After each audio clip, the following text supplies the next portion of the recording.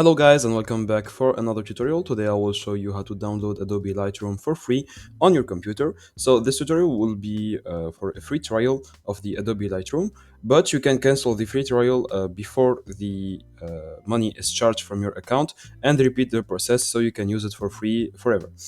So first go to the search bar and type Adobe Lightroom and then here type free trial. Okay. After that, search, and here you will go to the Adobe 7-day free trial of Lightroom.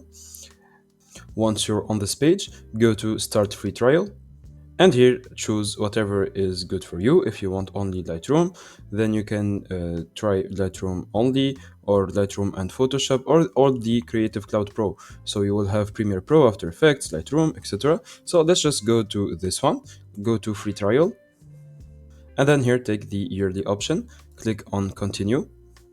Then type your email and here enter your card number, the month, the CVV, etc.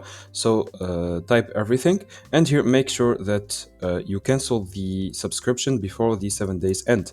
So here, for example, I'm doing this on the 24th of July and the free trial ends after 7 days. So you can cancel before August 1 to avoid getting billed.